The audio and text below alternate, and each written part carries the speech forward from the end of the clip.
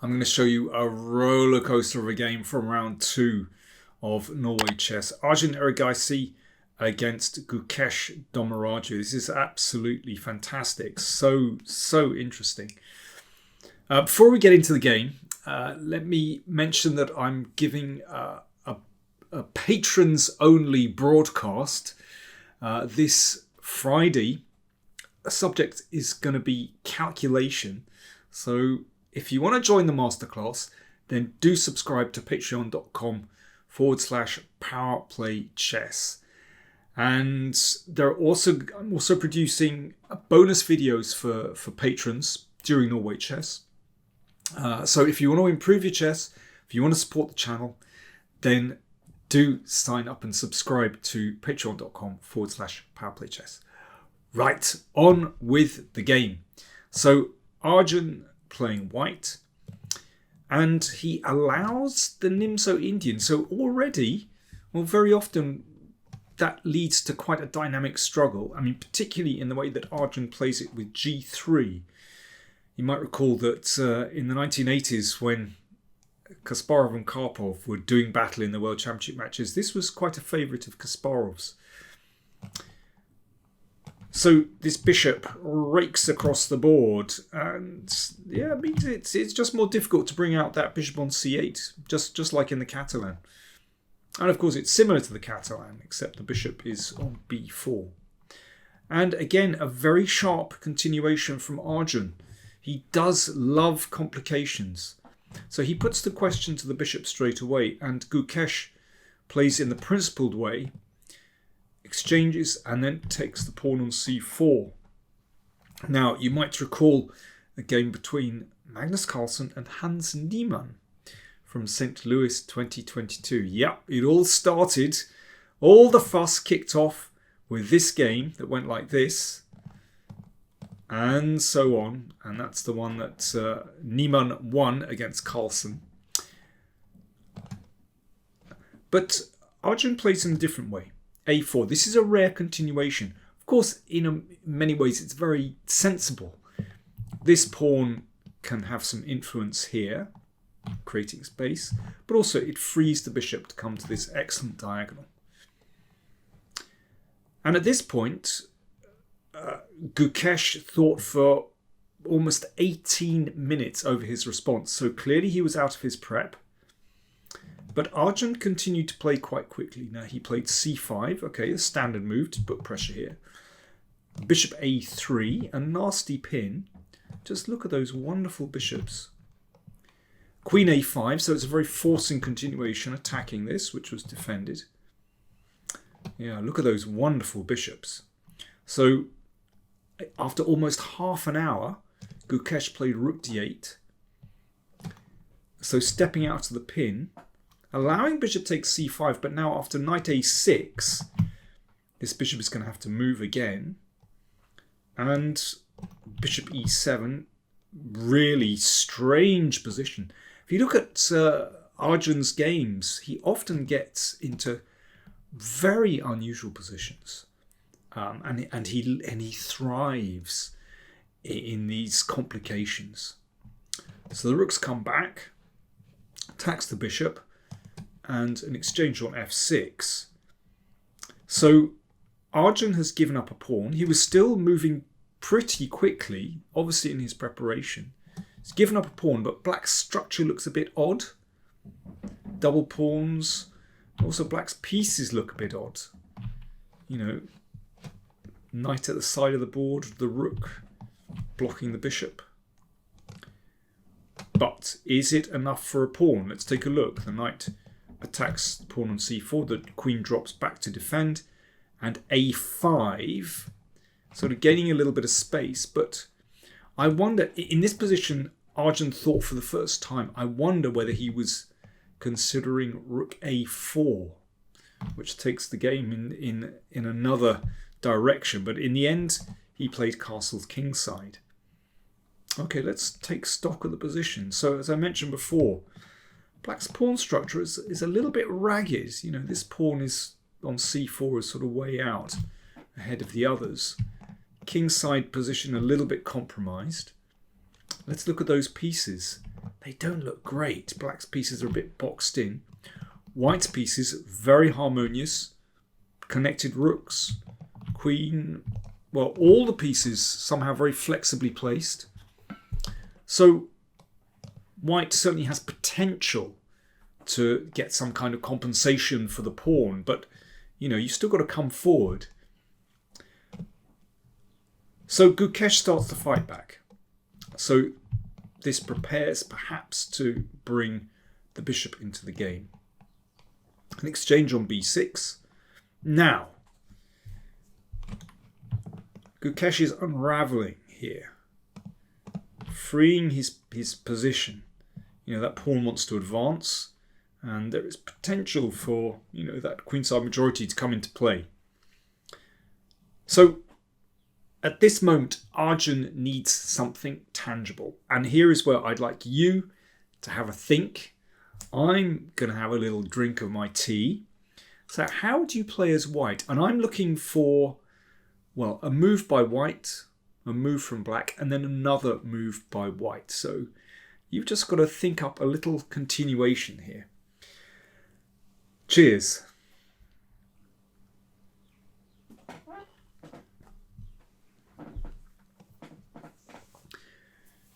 Typical moments when you're just out of the opening, you've developed all your pieces and you have to think what comes next. You have to think of a middle game plan.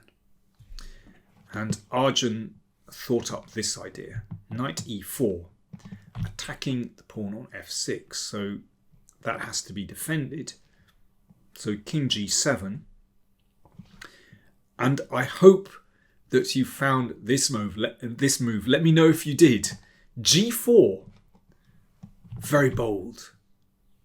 So to some extent it controls this f-pawn, doesn't want to advance now, but also it makes room for that knight hop round via g3 into h5, checking the king, hitting f6. So this is suddenly very dangerous for Black. Knight c5, yeah, we avoid that exchange. The knight spins around here. And obviously there's a threat to check and take on f6, which could be fatal. So the queen needs to step up, queen e5. And this is a very interesting moment. Arjun now thought for 26 minutes over this next move. Rook d1, certainly not an obvious move. Inviting exchange. But the thing is, because Black's rooks are split, then it's not possible to support the rook on d7 with another rook. So it could be that basically Arjun is going to take control of the d file. It's a very clever idea, and that will help him to attack on the king side. So for example, if the rooks are exchanged and bishop b7, that's what Gukesh needs to do to get this bishop out. Then rook d4. And that could support f4. So the queen will have to leave e5 and then a check, and you take on f6. So you can see that the rook plays a role on the d file. Okay, that didn't happen. b5, f4 anyway. So it's getting very concrete now. You have to calculate precisely. So a check, and the king goes in the corner. So knight h5 check is threatened. Gukesh exchanges, and the knight drops back to to d7, defending f6. Very important. So another big moment in the game where Gukesh has survived that little wave of attack, the threats. So what does White do next? Well, f5 is a very interesting move, but Arjun went for bishop c6 with seems like a very direct threat to take on d7. This is unbelievably complicated, and I should mention that Gukesh had burned so much time earlier that he was actually running, well, getting a little bit short on time. So he played rook b6. And this is incredibly complicated. I mean, the computer thinks that black should play b4 for what it's worth, but I mean, this is certainly not obvious.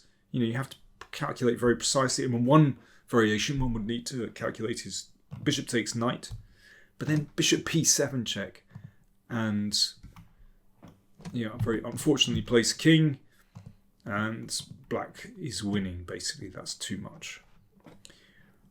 But there are things like this. You can take and play knight h5 check, and then queen d6. I mean, this is so complicated, so difficult to calculate, and I can really understand why Gukesh kind of looked at this and thought, wow, this is too much, this is too complicated. With unbelievable defensive moves, the computer shows that black can defend, but in a practical game, it looks very unpleasant. He played rook b6 instead. But after this, then Arjun started to take the initiative. Well, he has the initiative, but it started to look very good. Bishop takes knight. Now, there's a fantastic response to bishop b7 now, and that's simply to put the bishop back on c6, which unmasks the queen coming down to d8. So that simply wins for white. So instead, rook d6. Well, he prepared that, of course. Queen e1. I mean, it's starting to look great for white because f6 is about to cave in. But bishop b7. Suddenly, Gukesh has counterplay. Really tricky. And what's that bishop doing on d7? So e4. Rook takes. Knight takes pawn. So both sides have achieved something here. Gukesh has counterplay on this long diagonal. Arjun has managed to break through on f6 and now played queen h4, threatening mate. And it was at this moment that Arjun actually has a move which is winning. It's not just good for white, it's actually winning. Or maybe it's another think and drink moment. Okay, white to play, what would you do? Cheers.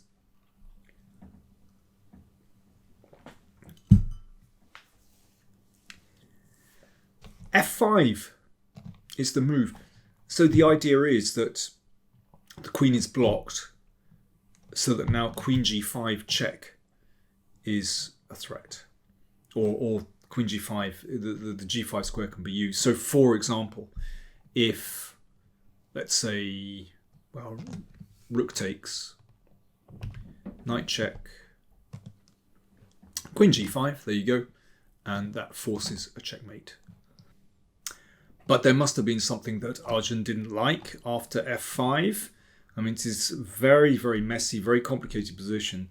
And instead, he took on d3, which also maintains white's advantage, but it's not quite as crushing. It looks pretty good. I mean, maybe he was just thinking this is pretty simple. In many ways it is. He is now a clear pawn up. The knight looks fantastic. The black's king is in trouble. And this bishop does give Gukesh a little bit of hope. And he lashed out with f5. It's the only chance to stop that knight coming in. Incredibly risky move because it exposes black's king further, but it does provide counter chances. So the game went like this. Queen d7, hitting these pieces, check.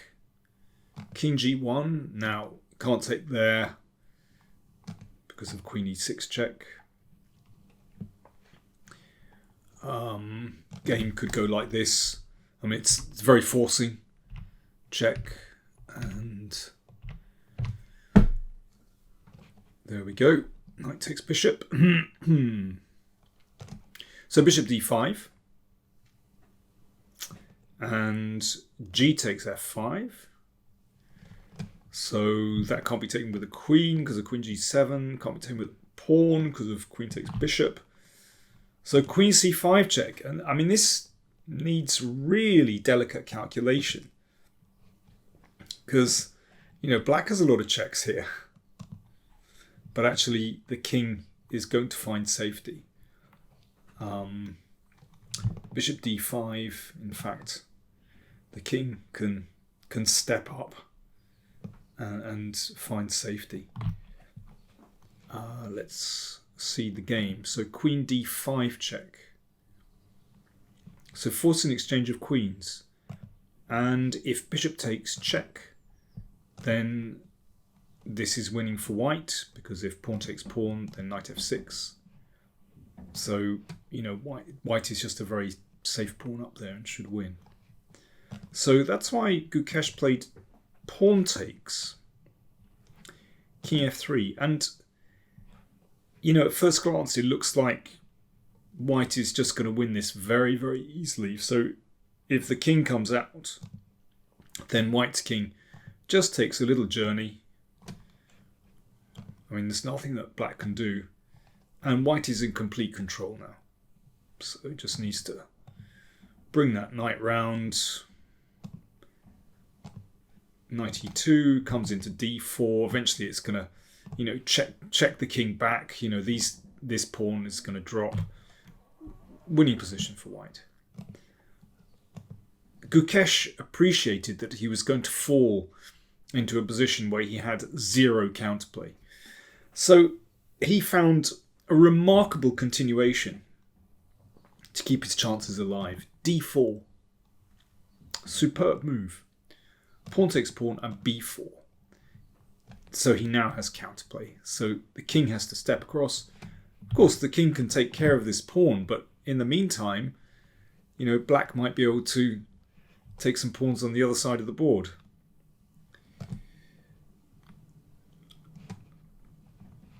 So knight g3. Knight steps back. Gukesh, very short of time, played king e7. I mean, this is such a difficult position to play at the best of times. But when you have very little time, it's really tough. Just a reminder, time control is 2 hours for all your moves. And you get a 10-second increment from move 41. So it's slightly unusual time control. Bishop a2 is apparently the move. This doesn't...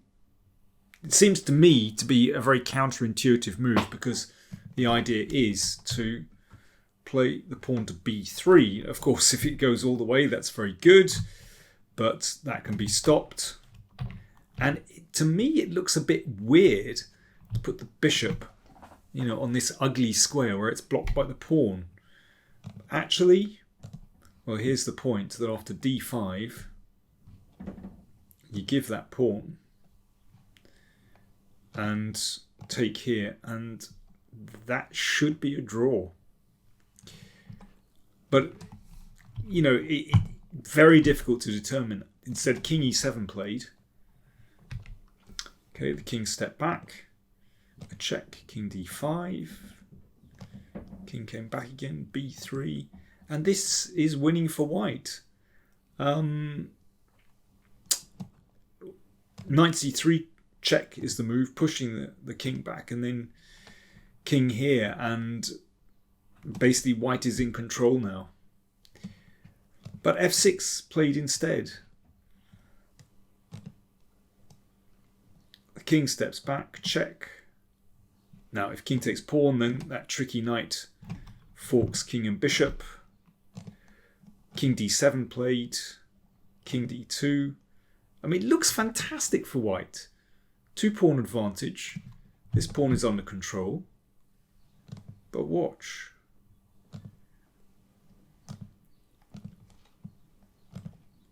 King takes. And at this point, black has a draw. So not king takes pawn, because then after knight here, check. King takes pawn, knight d6 check, so the king would have to go back. and then white is in control again. But instead, bishop d5.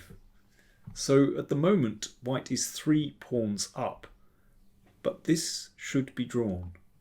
So let's see why. Okay, so black threatens to take here and take here. So knight d7, bishop e4, threatening to take here, and hitting the knight, so a check. So this one drops, king b3, bishop takes, king b4, king steps up, but black has sufficient counterplay here.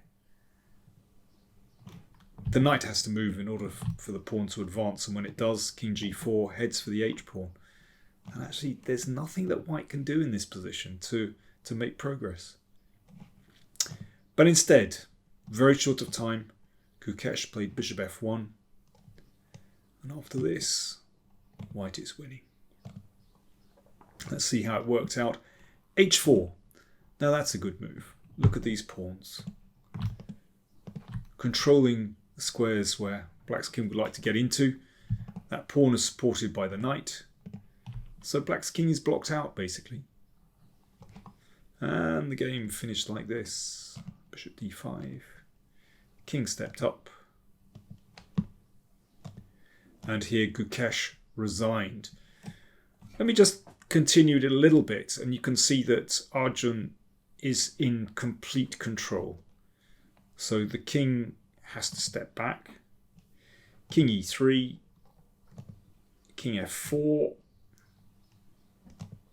king e5, there we are. You see, the knight and the pawn created a barrier, and that allowed white's king to step up. And you see white is in complete control now and can just edge forward, winning.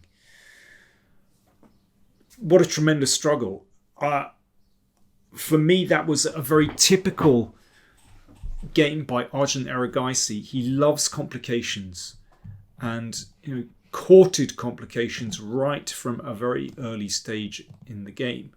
With this daring pawn sacrifice, it's only been seen a couple of times before, and not in very well-known games. Let's say not by celebrated players, but he recognized that white has very interesting chances here.